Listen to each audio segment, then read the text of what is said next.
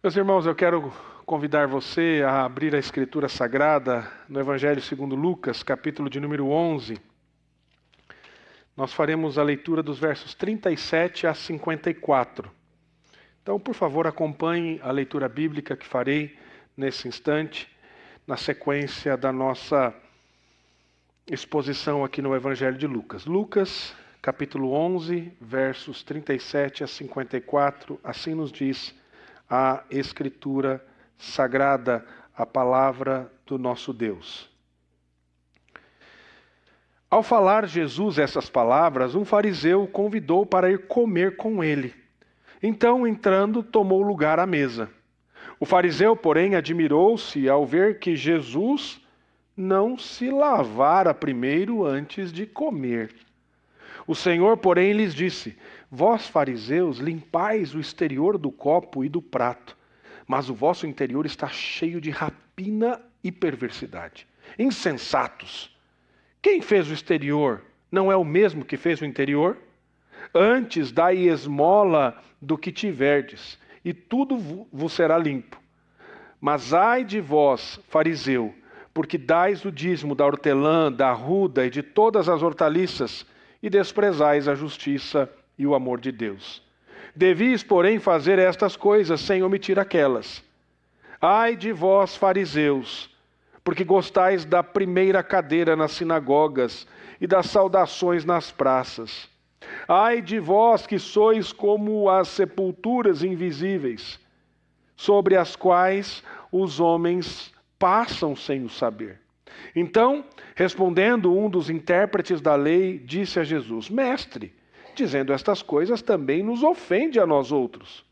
Mas ele respondeu: Ai de vós também, intérpretes da lei, porque sobrecarregais os homens com fardos superiores às suas forças. Mas vós mesmos nem com um dedo o tocais. Ai de vós, porque edificais os túmulos dos profetas que vossos pais assassinaram. Assim, sois testemunhas e aprovais com cumplicidade as obras dos vossos pais, porque eles mataram os profetas, e vós lhe edificais os túmulos. Por isso, também disse a sabedoria de Deus: enviar-lhe-eis profetas e apóstolos, e alguns deles matarão, e a outros perseguirão. Para que desta geração se peçam contas do sangue dos profetas, derramado desde a fundação do mundo, desde o sangue de Abel até o de Zacarias, que foi assassinado entre o altar da casa de Deus. Sim, eu vos afirmo, contas serão pedidas a esta geração. Ai de vós, intérpretes da lei, porque tomastes a chave da ciência, contudo, vós mesmos não entrastes e impedistes os que estavam entrando. Saindo Jesus dali, passaram os escribas e fariseus a arguí-lo com veemência, procurando confundi-lo a respeito de muitos assuntos, com o intuito de tirar das suas próprias palavras motivos para o acusar. Senhor, nós te agradecemos nesse instante pela leitura da tua palavra e agora rogamos que o Senhor derrame graça sobre a nossa vida, para que possamos compreender a mensagem que o Senhor tem para nós nesta manhã, através da exposição das sagradas letras da Escritura Sagrada. Por isso, Pai, eu clamo ao Senhor que fale conosco. E que as palavras dos meus lábios e o meditar do meu coração sejam agradáveis na tua presença, meu Senhor, minha rocha, meu Redentor, amado da minha alma, em nome de Jesus. Amém. Meus irmãos, quando nós olhamos para a realidade que nós vivemos, nós vemos muito hoje uma religião de performance. Uma religião que aparentemente mostra coisas extraordinárias e maravilhosas. Mas quando você para e você vai olhar profundamente, você percebe que, na verdade, isso é só um espetáculo religioso. Em muitos púlpitos, especialmente quando nós pensamos nos círculos neopentecostais, Nós vemos algumas expressões desse evangelicalismo moderno, onde a fé cristã ela é totalmente distorcida. Algumas igrejas, a pregação é nada mais do que uma pregação como se fosse de um coaching motivacional. Outros lugares, uma espécie de uma superstição espiritual. Outros púlpitos falam de uma barganha com Deus. Em vez de pregarem a cruz de Cristo, falarem sobre a redenção, sobre o pecado, sobre redenção, sobre graça, falarem sobre arrependimento, propaga-se autoconfiança. E o que nós vemos nestes cultos é uma prática absurda, que a Escritura até não recomenda de maneira nenhuma.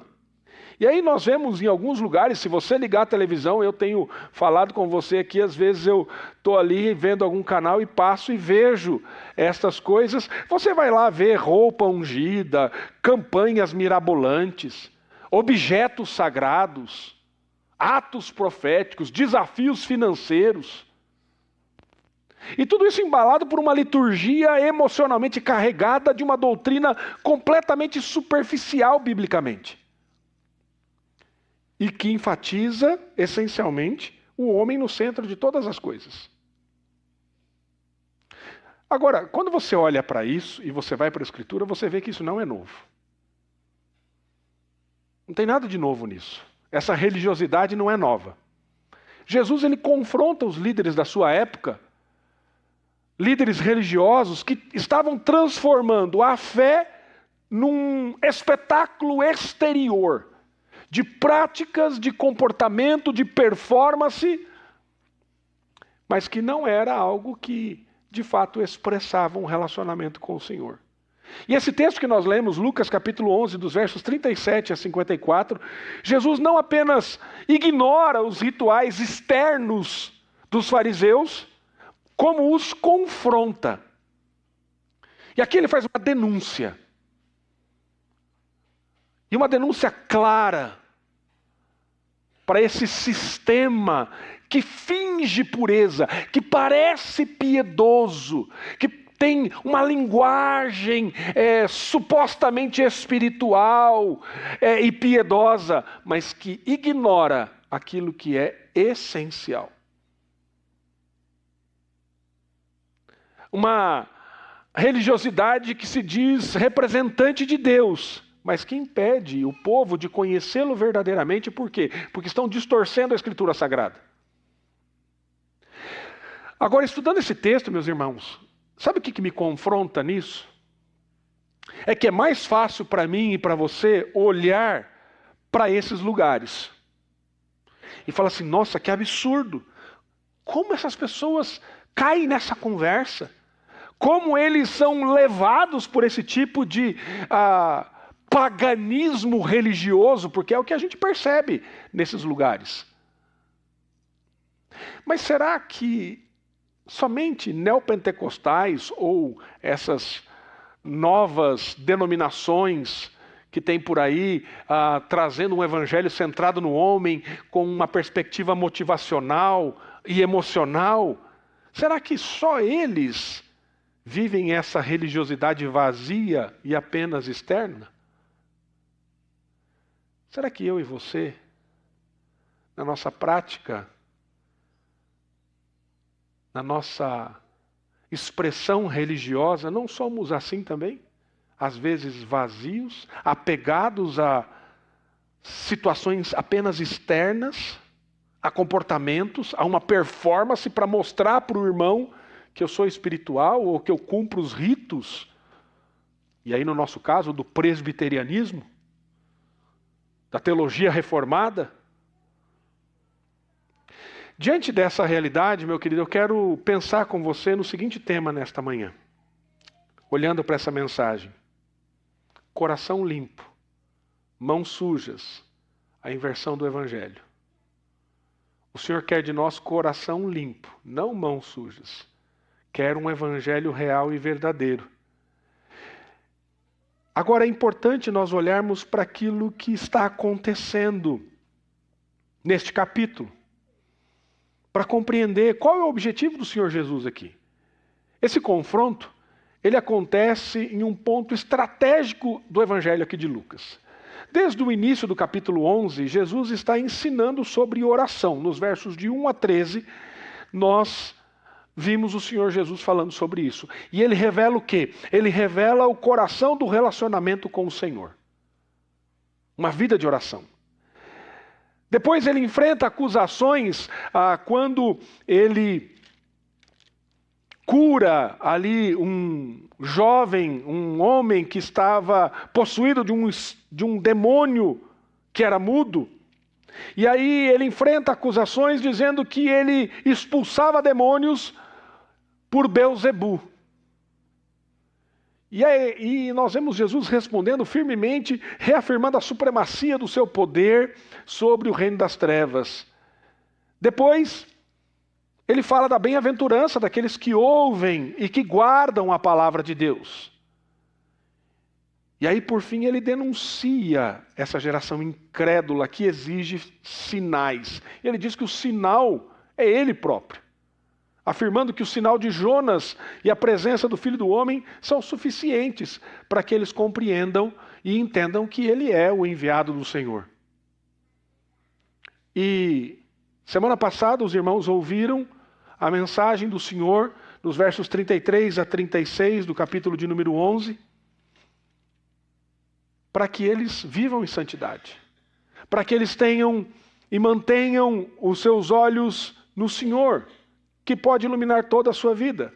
Então, é neste clima, é neste contexto, que o ensino sobre o verdadeiro discipulado e de confronto com a incredulidade e a hipocrisia é que Lucas aqui nos conduz nesse episódio deste jantar. Porque veja, Jesus, diz o texto lá no verso 37, depois de falar essas palavras, um fariseu convidou para ir comer com ele. Então Jesus vai jantar na casa de um fariseu.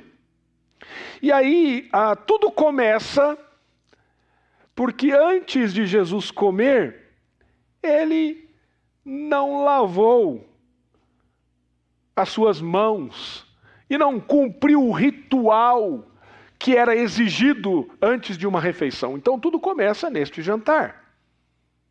E a crítica aqui não é um desvio abrupto, mas é uma continuação da lógica do que está acontecendo.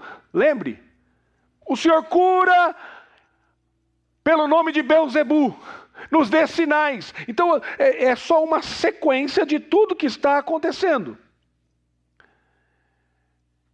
E agora Jesus, ele não está denunciando apenas a rejeição à sua pessoa, mas ele está denunciando esse sistema religioso que obscurece a luz, que esconde a verdade e que afasta as pessoas do Senhor.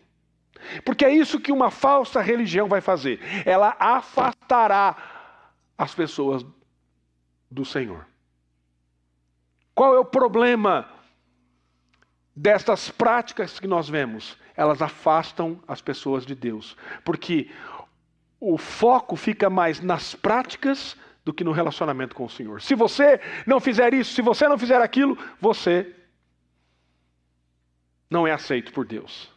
Então, o convite para essa refeição revela-se, na verdade, uma emboscada teológica aqui pelos fariseus, mas também é um cenário onde Jesus vai demonstrar a estrutura de uma religião centrada no exterior, uma falsa religião, sem uma transformação real e verdadeira, sem a transformação do coração. E com isso em mente, em primeiro lugar, eu queria ver com você que quando o exterior parece puro, mas o interior está corrompido. Às vezes nós vamos ver isso. Pessoas que aparentemente vivem uma vida com Deus, têm uma vida piedosa, mas o seu coração está carregado de pecado. Corrompido. A cena aqui, como nós vemos, começa aparentemente com um convite cordial. Jesus sendo convidado para uma refeição, para um jantar. No entanto, logo nós percebemos que isso era uma armadilha disfarçada de hospitalidade a Jesus. E no versículo 38, o fariseu fica admirado, literalmente escandalizado é a ideia do texto, ao ver que Jesus não lavara as mãos antes da refeição. E o que é importante aqui, de dar destaque e notarmos que não se tratava de uma higiene comum, mas era um ritual, uma espécie de um ritual de purificação cerimonial com base nas tradições orais dos anciãos. Nós vemos isso de maneira mais evidente lá no Evangelho de Marcos, no texto paralelo a esse, no capítulo de número 7. E Jesus percebe aqui, não a reclamação em relação à sua postura de não lavar as mãos, mas ele percebe o coração por trás do gesto dos fariseus, dessa cobrança, dessa crítica, e ele reage com firmeza. E no versículo 39 ele diz: vocês, fariseus, limpam o exterior do copo e do prato, mas o interior de vocês está cheio de roubo, de maldade, de malícia. E a palavra aqui, roubo, ela remete à opressão, à ganância. E a ideia é de um coração que se aproveita dos outros. Já a expressão maldade indica a perversidade, a corrupção moral. Então a crítica de Jesus aqui é muito clara. Os fariseus se preocupam com a aparência, mas ignoram a realidade de um relacionamento profundo, interior, no coração com o Senhor. A religiosidade deles é cosmética. Reverendo Hermes tem, nosso professor de teologia no seminário, ele dizia assim, quando eu, graças a Deus, já não precisava disso, porque eu já namorava a Juliana, mas ele sempre orientava os rapazes: se você for conhecer uma moça no dia de casamento, não comece a namorar ali, porque ali ela vai estar linda, maravilhosa, toda enfeitada cosmeticamente. Conheça ela na realidade, do dia a dia. E aí sim, você vai ver quem ela é de verdade. E hoje, às vezes, minha esposa chega lá e começa a mostrar a transformação que acontece numa pessoa com uma boa maquiagem. Aí quando tira a maquiagem, você fala assim: meu Deus, Jesus tem misericórdia. Só a graça de Jesus. E o fato é, queridos, que a religião desses homens era isso. É como esses vídeos aí de maquiagem que as mulheres normalmente veem, que há uma transformação maravilhosa. Mas quando tira aquilo ali, Jesus tem misericórdia. Era isso que estava acontecendo aqui. Era uma religião cosmética, que não era real, era aparente apenas. Era aparência sem essência, sem vida com Deus, santidade externa, que aparentemente viviam uma vida piedosa, mas não eram transformados. É aquela coisa de cuidar da embalagem e não do conteúdo. Então a embalagem é bonita, linda, maravilhosa, mas o conteúdo era podre. Então essa denúncia ecoa na força daquilo que o Senhor Jesus faz. Isso está ligado a nós, queridos. Por quê? Porque Deus diz assim: como que você está vivendo? Como que você vive diante de mim? Quantas igrejas, queridos, se tornam e têm se tornado especialistas em aparência? Sabem que roupa certa usar no culto? Conhecem a linguagem evangélica, como que nós temos que falar? E algumas igrejas agora aí, tem até, você vê o estilo, você fala assim: é dessa igreja. E eu não estou falando daqueles irmãos lá que antigamente já tinham isso. Tem agora umas novas, mais modernas, né, que usam calça de tal cor, camisa de tal cor, e assim, todo mundo meio parecido. E aí, esses dias vi até uma lá que a turma estava tatuando um negócio lá, todo mundo fazendo tatuagem na igreja, para dizer que era de Jesus. Você precisa tatuar agora para dizer que é de Jesus? Então tem práticas rituais com precisão, mas não vivem o evangelho no coração. Às vezes é um coração cheio de orgulho, de ganância, de indiferença.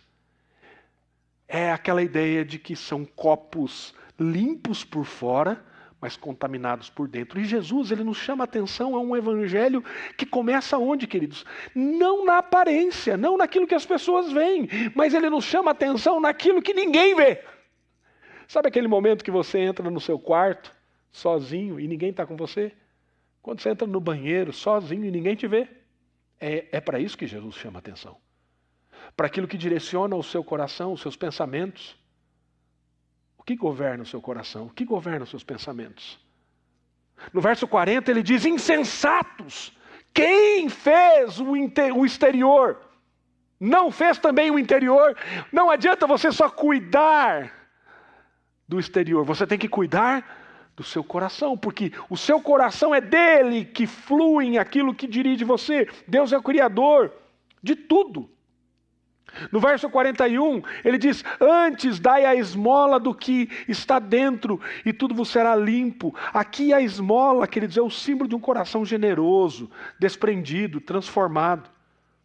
A limpeza interior se manifesta em atos concretos de justiça, de misericórdia. Quem é transformado pela graça, quem é dirigido por Jesus, quem é dominado nos seus desejos, nos seus pensamentos, nos seus anseios, isso vai ficar evidente e claro. Você não precisa de uma performance na frente dos seus irmãos. Não, peraí, estou chegando na igreja, meninos, agora todo mundo, aparência de santidade, hein? Não questione, não fale nada, seja assim, seja assado. Essa semana, que estava de férias, estava vendo um testemunho de um cantor americano, norte-americano, que nasceu na igreja, seu pai era pastor, e ele diz o seguinte, que aos 13 anos de idade ele começou a entrar no mundo das drogas. Porque aquilo que o pai dele vivia no púlpito não era a mesma coisa que vivia na sua casa, como pastor. Porque o pai era opressor, o pai era alguém que abusava da sua mãe, batia na sua mãe fisicamente, e aquilo foi o revoltando contra Deus, de tal maneira que ele passou a odiar a Deus. Porque a expressão de espiritualidade que ele tinha era algo exterior do seu pai na igreja, mas em casa aquele homem era um monstro. E fez com que aquele rapaz, por conta das suas escolhas, obviamente, e ele é responsável por elas, esse rapaz fosse para as drogas, se afastasse de Deus, e aí ele conta no seu testemunho como essa progressão foi acontecendo. E ele falou assim, muitas pessoas oravam pela minha vida. Até que alguém deu um livro para mim, e foi um milagre eu ter recebido aquele livro. E num dia de madrugada, com as drogas ali, Deus abre o meu coração e eu vou ler aquele livro e a minha vida é transformada. E hoje esse homem, pela graça de Deus, está servindo ao Senhor, adorando e louvando ao nome de Deus. Mas, queridos, vejam que uma religião externa, uma performance pode fazer. Ela pode colaborar e influenciar para destruir vidas. Então o Senhor, Ele deseja que aquilo que você vive aqui, enquanto você diz, confio em Deus, meu Salvador, seja real e verdadeiro onde nós estamos, na nossa casa, no nosso trabalho, na rua, onde o Senhor nos coloca. É fato que nós seremos tentados a viver de maneira diferente, porque o nosso coração é marcado pelo pecado. Mas nós fomos libertos desse pecado e o Espírito Santo trabalha em nós para vivermos uma vida diferente. Então, querido, examine o seu coração. Há coerência entre a sua vida privada e a sua profissão de fé pública. Você está mais preocupado com a sua reputação diante dos homens ou com a sua condição diante de Deus? Lembre-se, Deus não se impressiona com o exterior. Ele está interessado no seu coração. Mas na sequência do texto, agora já no verso de número 42, nós vemos aqui uma segunda questão. Quando os detalhes importam mais do que a essência. E é isso que estava acontecendo com os fariseus. O verso 42 nos diz assim, mas ai de vós, fariseus, porque dais o dízimo da hortelã, da arruda e de todas as hortaliças e desprezais a justiça e o amor de Deus. Devis, porém, fazer estas coisas sem omitir aquelas. E aqui na sequência nós vamos ver 3 ais do Senhor Jesus aos fariseus. E aqui revela a inversão das prioridades. Os fariseus, eles eram meticulosos nos aspectos secundários da lei. Calculavam até o dízimo de ervas miúdas. Algo que ia muito além da exigência da lei mosaica. Em contrapartida, eles desprezavam mandamentos da Torá como a justiça e o amor de Deus. E a ideia aqui da palavra justiça refere-se a uma equidade, a retidão diante de Deus e a um tratamento justo ao seu próximo. A expressão o amor de Deus, ela tem a ideia e pode ser entendido tanto como o amor de Deus quanto o amor que vem de Deus. Então, dois aspectos estão aqui intimamente ligados. Jesus não está dizendo que o dízimo não importa. O dízimo é importante. Mas o que é essencial da fé não pode ser substituído por regras periféricas. Então, talvez você diga assim, eu sou dizimista, e enche o peito para dizer isso. Mas não vive na presença do Senhor. Miqueias capítulo 6, versos 6 a 8 diz, o que o Senhor pede de ti, senão que pratiques a justiça, ames a misericórdia e andes humildemente com teu Deus. A religião dos fariseus era como um teatro, uma peça bonita, bem iluminada, bem elaborada, mas vazia, sem sentido, sem significado. É a ideia de cuidar da cena, mas ignoravam o enredo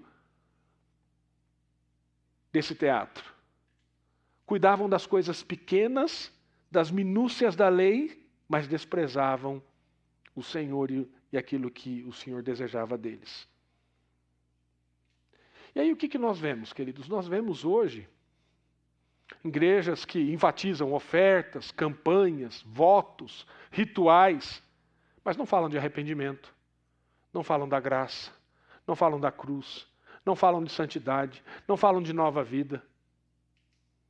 Que aspecto da fé você tem supervalorizado enquanto negligencia os fundamentos? E aí nós temos uma grande tentação, queridos.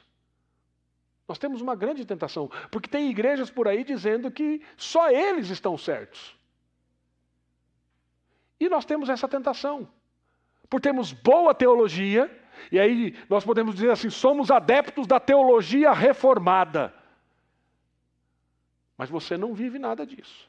E aí você cita os 5 pontos do calvinismo. Essa semana estávamos conversando na reunião da executiva do nosso presbitério, e aí nós estávamos falando sobre entrevistas que tivemos no consulado norte-americano. Eu, quando fui a primeira vez no consulado, perguntaram para mim o que era um presbitério, porque eu disse que era pastor presbiteriano, falaram, o que é um presbitério? Um outro colega falou assim, disse que o entrevistador norte-americano lá no consulado falou assim, quais são os 5 pontos do calvinismo? E ele disse, e ele ficou assim, nossa. Aí o rapaz depois explicou, não, meu pai é presbiteriano, eu queria saber se você é presbiteriano de verdade. Então assim, se você sabe os 5 pontos do calvinismo, sabe os pontos, os solas da reforma protestante, você é um grande presbiteriano. E aí você se agarra nessas coisas. E faz a teologia reformada um Deus. É o mesmo risco que essas pessoas. De viver uma vida sem sentido e sem significado. E entendo, essas coisas são importantes. Jesus não está pregando contra o dízimo. Jesus não está pregando contra essas coisas, mas ele está denunciando a prática equivocada nessas minúcias que os fariseus faziam. Então tome cuidado para não virarmos fariseus com aquilo que o Senhor tem colocado em nossas mãos. Por isso, ele diz que nós não devemos olhar para esses detalhes, que nós não devemos olhar para coisas que não importam, mas para aquilo que é essencial. E aí você tem que se perguntar, será que eu sou fiel aos detalhes visíveis, mas negligente aos invisíveis do coração? As lutas reais e verdadeiras? Lembre-se, Deus deseja um culto que flua da verdade e da misericórdia. E por último, meus irmãos, nós vemos quando a religião afasta as pessoas de Deus. O sentido da palavra religião é religar. É nos religar com o Senhor, é nos conectar com o Senhor. Mas estas práticas religiosas, elas podem nos afastar do Senhor. No verso de número 45 diz: então, respondendo um dos intérpretes da lei, disse a Jesus: mestre, dizendo estas coisas, também nos ofende a nós outros. Jesus então agora, depois de ter trazido esses ais aos fariseus, agora temos mais alguns ais aqui, mais 3, de maneira específica, dirigidos agora aos doutores da lei, aos intérpretes da lei. E o que ele diz é impressionante. Vocês impõem fardos pesados sem tocar neles com o dedo, ele diz no verso 46. Os líderes exigiam obediência rigorosa às tradições humanas, mas não ofereciam alívio, não traziam conforto, consolo. Eram mestres da cobrança, mas ignoravam o pastorado, o pastoreio das pessoas. Eles transformavam a lei num fardo que era insuportável de carregar, pesado, sufocando o povo. Você não pode isso, você não pode aquilo, você não pode aquilo outro. Isso se assemelha ao que hoje nós vemos na teologia da prosperidade, em alguns púlpitos por aí, que impõem atos de fé. Se você quiser ter uma vida com Deus, você tem que fazer isso, tem que fazer isso, tem que fazer aquilo e fazer aquilo outro. Se você não fizer isso, Deus não te aceita. É uma espécie de barganha com Deus. Para você ter o favor divino, você tem que comprar esse favor.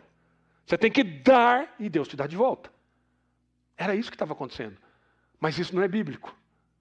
Dos versos 47 a 51, Jesus confronta eles dizendo assim: vocês constroem túmulos para os profetas, mas seguem matando a mensagem de Deus. É uma ironia devastadora que eles homenageiam os profetas do passado, mas rejeitaram o maior de todos eles, que era o próprio Cristo, dizendo que ele era enviado por Belzebu e curava demônios pelo poder do diabo. O sangue dos profetas seria requerido daquela geração, ele vai dizer. E aqui é uma acusação contínua dessa continuidade histórica do pecado. E o problema não era apenas pessoal, mas era uma estrutura daquela religião. E Jesus denuncia isso. E depois ele diz: vocês tomaram a chave do conhecimento e não deixam os outros entrarem. Vocês não querem o acesso ao relacionamento com Deus e a palavra de Deus aos outros. Ele denuncia lá no verso 52. E aqui está o clímax dessa crítica. Porque os doutores da lei, eles tinham a responsabilidade de fazer o quê? De ensinar a verdade. E conduzir o povo a Deus. Mas ao invés disso, o que eles estavam se tornando? Eles usavam o conhecimento para colocar barreiras e não pontes. Eles tomaram a chave da ciência. E aí eles não queriam que ninguém acessasse esse conhecimento. Para quê? Para dominar as pessoas. E a religião deles se torna um obstáculo à salvação. Então, meu querido, essa é a tragédia de toda falsa religião. Ela não apenas é infrutífera, mas ela é destrutiva, porque ela aprisiona as pessoas em práticas, em comportamentos que não são bíblicos. Ela não apenas engana o religioso, mas ela impede das pessoas verem claramente. E qual é o objetivo do Senhor? Qual é o objetivo do Evangelho, querido? É que a cegueira espiritual seja quebrada, para que a gente consiga enxergar. E aqui isso explica a gravidade com que Jesus trata essa hipocrisia. Querido, nós temos visto hoje, pela graça de Deus, muitas pessoas serem libertas desse aprisionamento, dessa escravidão, de uma religiosidade vazia, sem sentido, sem significado. Pessoas, especialmente de uma denominação específica, tem acontecido um movimento de pessoas saindo dessa denominação porque estão lendo a Bíblia. Pessoas que nunca leram a Escritura. Esses dias eu estava vendo um testemunho de uma pessoa que foi transformada por Jesus, mas viveu a vida inteira nessa religião. E ela foi para uma viagem com outras amigas que eram de outra denominação, e começaram a falar de Bíblia. Ela percebeu que ela não sabia absolutamente nada da Escritura, porque ela nunca tinha lido a Bíblia, embora estava na igreja desde que nasceu. Vivendo costumes, práticas religiosas, sem significado, sem sentido e vazio. Tem acontecido um movimento grande e nós, igrejas presbiterianas, temos recebido pessoas oriundas dessa denominação de maneira específica. Cegueira espiritual, queridos. O problema não é apenas moral. O problema, ele vai mais a fundo, ele é pastoral, ele é missionário, porque uma fé falsa afasta as pessoas de Cristo, do verdadeiro evangelho. E a palavra de Deus, ela liberta essas pessoas. A pergunta que eu faço para você em relação a isso: você hoje tem ajudado outros a conhecerem mais a Deus ou está impondo sobre eles padrões que os afastam do evangelho? Esse é o meu temor, queridos, como pastor. Como ministro do Evangelho. Senhor, eu preciso ser aquele que faz ponte com a Escritura para que as pessoas tenham seus olhos abertos. Nós somos instrumentos nas mãos do Redentor para levar a mensagem de redenção que abre os olhos, que tira a cegueira espiritual, e o Espírito Santo vai usar você, querido, para isso, e ele vai convencer essas pessoas. Mas ele nos usa.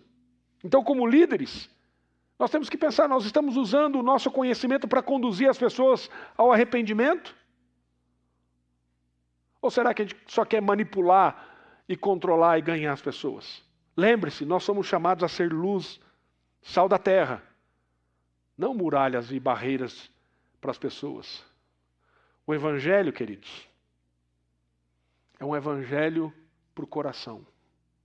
E Jesus encerra esse encontro de forma até que tensa aqui, porque a situação é tensa. Os versículos 53 e 54 mostram que os escribas e fariseus começaram a pressioná-lo fortemente, a armar ciladas contra ele. E a reação típica,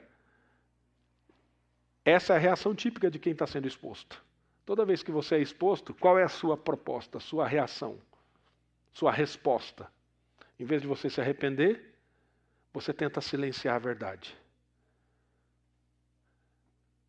Toda vez que nós somos confrontados, a tendência natural do nosso coração é tentar silenciar a verdade.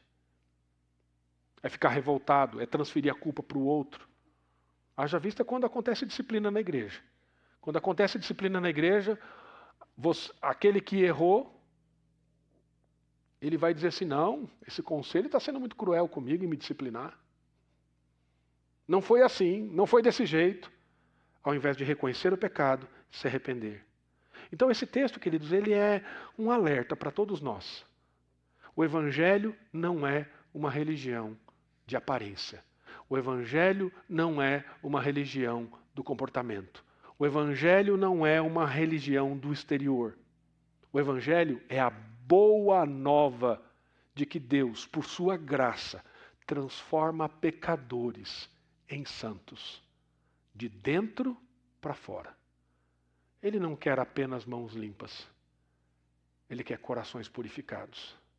Ele não está interessado na sua performance, mas ele está interessado na sua comunhão com ele, porque o resto fluirá disso. Portanto, como igreja, meus irmãos, nós precisamos examinar a nossa piedade, a nossa vida com o Senhor. Você cultua a Deus com o coração ou apenas com os lábios? Será que nós amamos a justiça e a misericórdia? A verdadeira fé se expressa no cuidado com o próximo e na prática do bem. Será que nós temos conduzido outros ao Evangelho? Nós temos pregado o Evangelho? Não seja obstáculo para aqueles que buscam a Deus, mas seja instrumento da graça. E, meu querido, fuja da religião falsa. Identifique pela palavra as distorções que a gente vê por aí. Rejeite ela de toda forma. Toda essa manipulação espiritual e pregue o Evangelho da redenção.